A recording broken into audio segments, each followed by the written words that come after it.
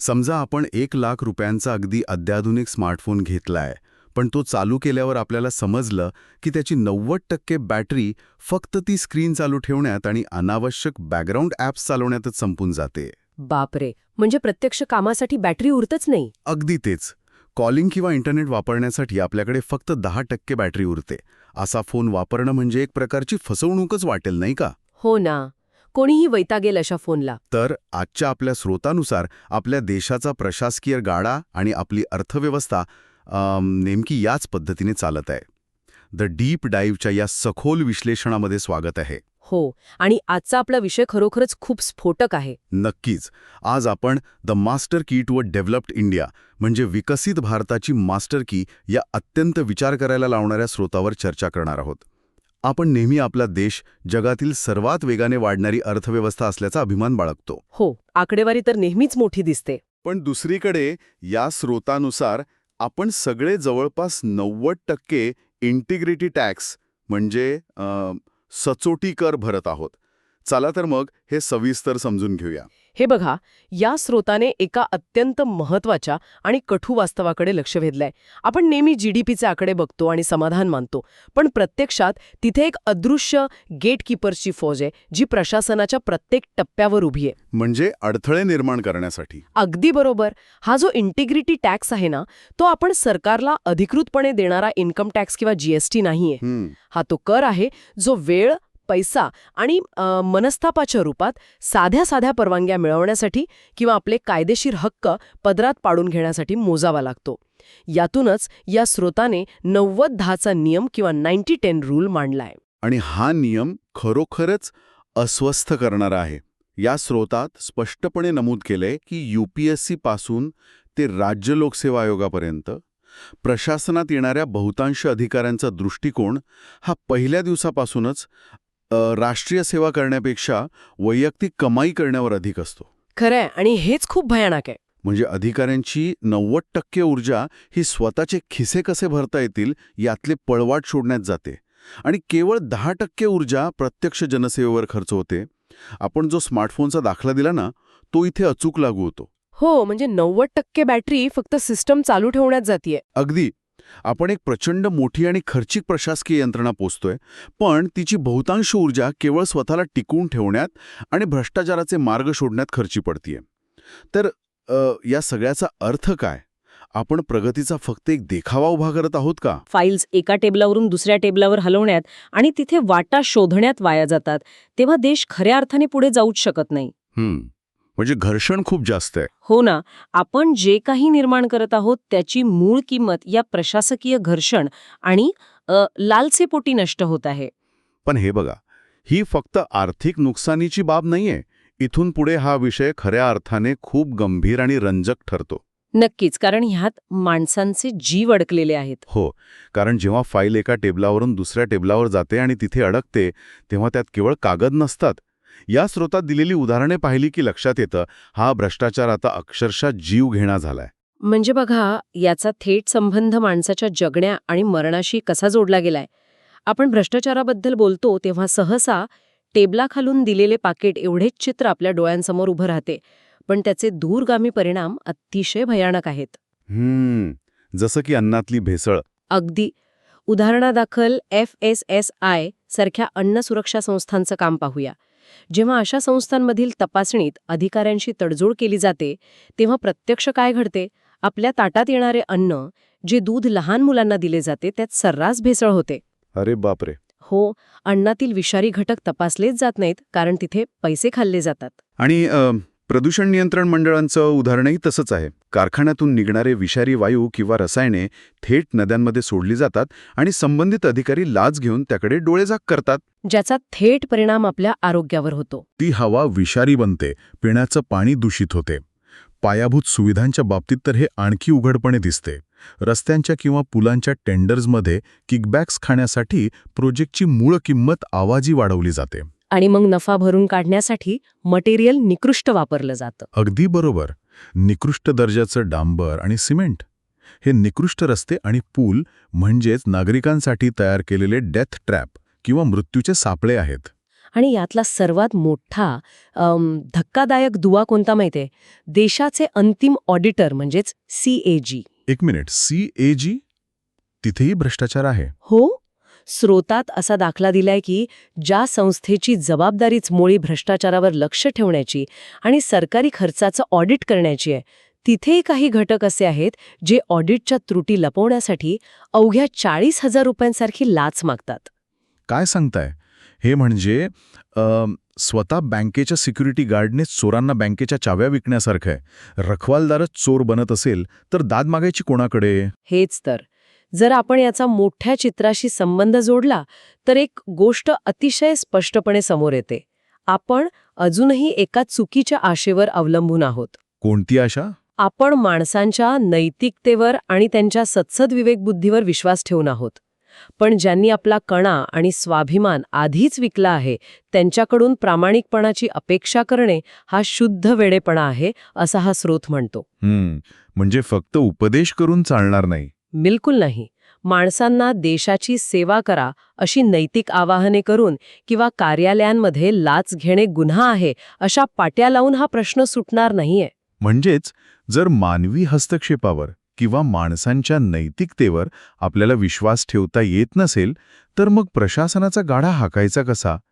आणि इथेच हा स्रोत एका आशेच्या किरणाकडे म्हणजेच त्या मास्टर कीकडे लक्ष वेधतो. हो, आणि ती मास्टर की म्हणजे तंत्रज्ञान. बरोबर.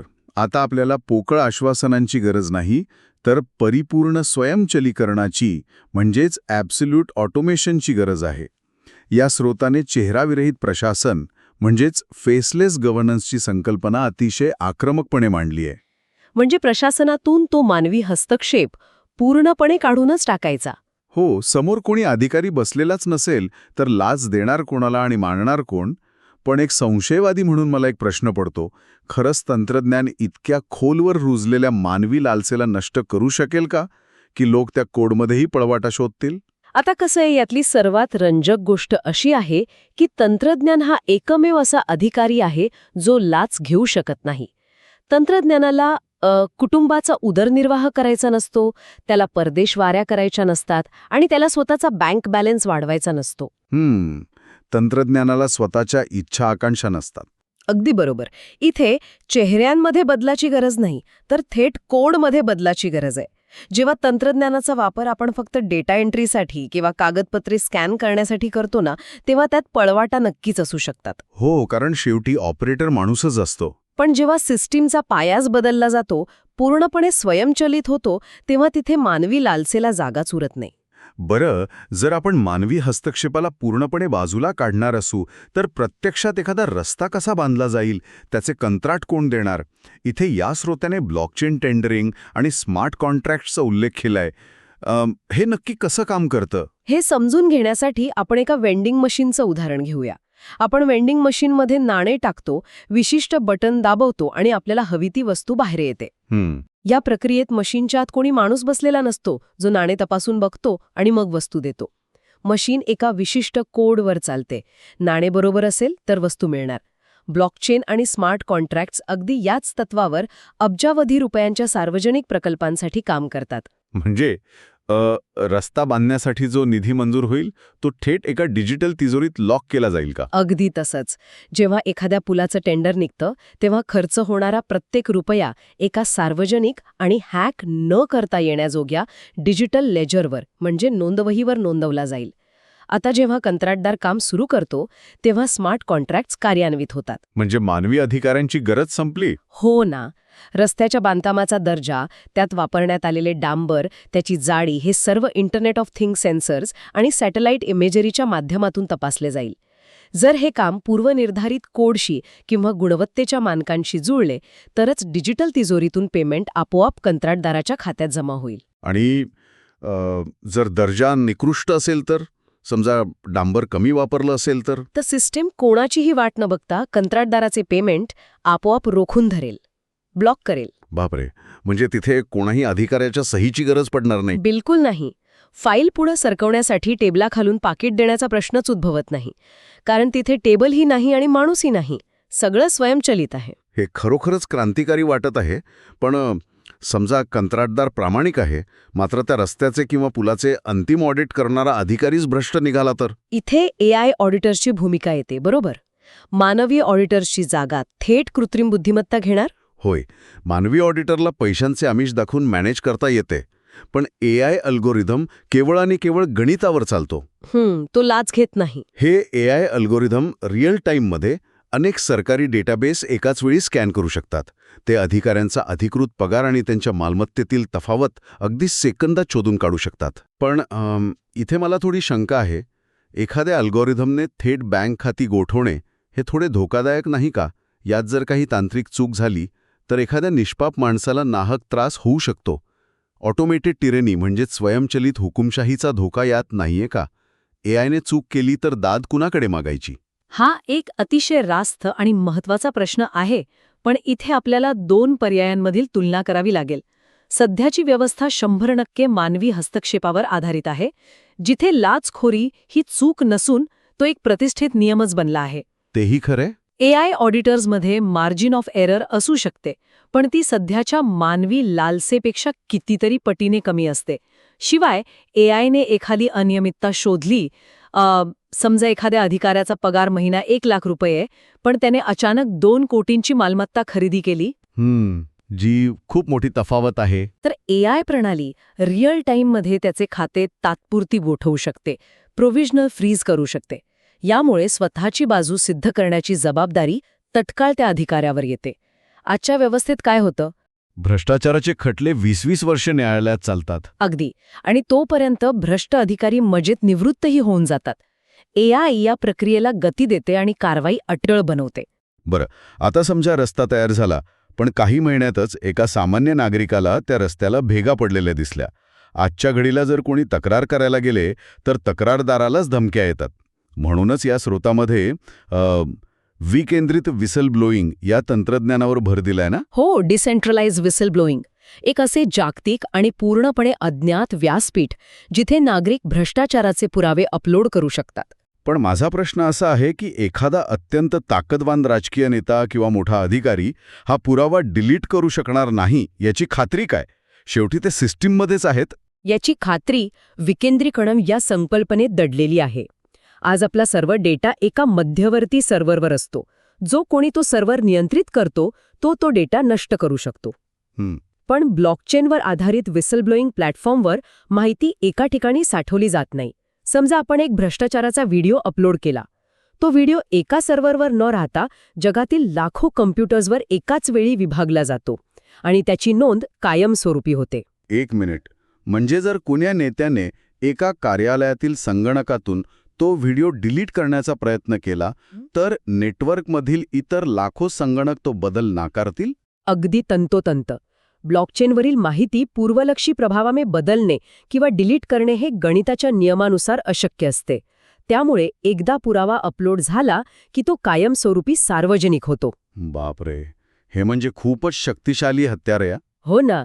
हे तंत्रज्ञान नागरिकांना एक असे अभेद्य कवच देते जे कोणतेही सरकार किंवा ताकदवान व्यक्ती भेदून जाऊ शकत नाही. आणि या सर्व गोष्टींचा उद्देश एकच आहे, मानवी हस्तक्षेपातील कमकुवत दुवे काढून टाकणे. या संपूर्ण प्रक्रियेत या स्रोताने एक गळक्या बादलीची अत्यंत समर्पक उपमा दिली आहे. विशेषतः अनिवासी भारतीयांच्या म्हणजेच NRIच्या संदर्भात ही उपमा खूप काही सांगून जाते. आज अनेक अनिवासी भारतीय देशाच्या प्रगतीत योगदान देऊ इच्छितात. ते भारतात अब्जावधी रुपयांची गुंतवणूक करतात. आपले जागतिक दर्जाचे कौशल्य परत आणू पाहतात. हो, पण उपयोग काय होतो? तोच तर मुद्दा आहे.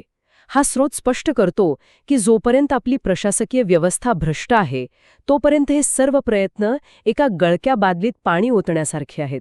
म्हणजेच वरून कितीही चांगला निधी आणि योजनांचा ओघ आला तरी तळाशी असलेल्या भ्रष्टाचाराच्या छिद्रांमधनं ही सगळी संपत्ती आणि प्रयत्न वाहून जात आहेत. म्हणूनच या स्रोताने अनिवासी भारतीयांना आणि सर्व जागरूक नागरिकांना एक थेट आवाहन केले आहे. त्यांनी केवळ भावनिक होऊन भारतात गुंतवणूक करण्यापेक्षा डिजिटल पब्लिक इन्फ्रास्ट्रक्चरला ब्लॉकचेन आणि AIची जोड देण्याची आग्रही मागणी केली पाहिजे. म्हणजे आधी ती गळकी बादली दुरुस्त करा. हो, जोपर्यंत मानवी हस्तक्षेपाऐवजी पूर्णपणे अनहॅकेबल तंत्रज्ञानाची जोड मिळत नाही तोपर्यंत कोणत्याही गुंतवणुकीला अर्थ नाही. या संपूर्ण सखोल विश्लेषणाचे मुख्य सूत्र आपण एका साध्या उदाहरणातून सांगू शकतो. चौकात ट्रॅफिक हवालदार उभा आहे आणि तो लाच घेणार नाही अशी आपण फक्त आशा करत बसलोय. पण त्याऐवजी आपण तिथे थेट एक स्वयंचलित कॅमेरा लावतोय. जो मानवी भावनेवर चालत नाही. बरोबर. तो लाल सिग्नल तोडल्यास केवळ आणि केवळ गणिताच्या आणि प्रोग्रामिंगच्या आधारावर थेट बँक खात्यातून दंड आकारेल.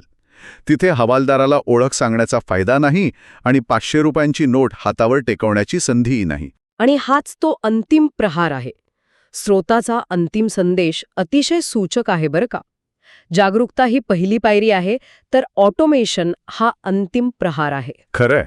आपण वर्षानुवर्षे भ्रष्टाचाराविरुद्ध फक्त मोर्चे काढले, भाषणे दिली आणि जागरूकतेवरच थांबलो आहोत.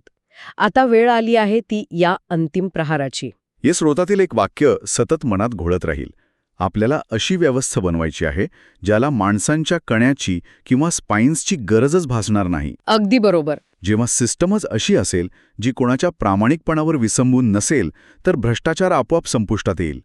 तंत्रज्ञानामुळे येणारी ही पारदर्शकता आणि उत्तरदायित्व केवळ आपले 90% इंटिग्रिटी टॅक्स वाचवणार नाही, तर संस्थांमधील लाचखोरी थांबवून अक्षरशः लाखो लोकांचे जीव वाचवेल. नक्कीच.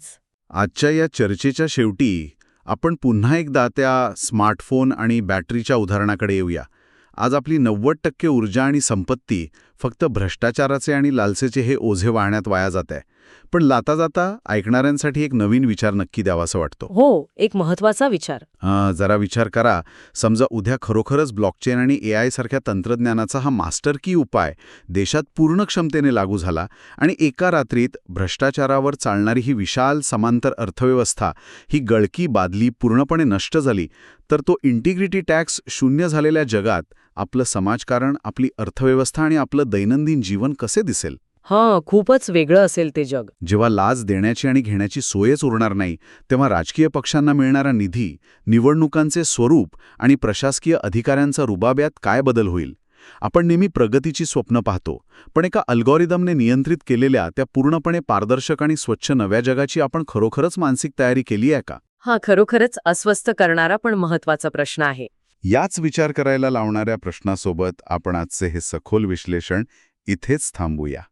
ऐकल्याबद्दल आणि आमच्यासोबत या विचारमंथनात सहभागी झाल्याबद्दल खूप खूप धन्यवाद. तंत्रज्ञान आणि व्यवस्थेच्या या नव्या पर्वाची वाट पाहूया. नमस्कार.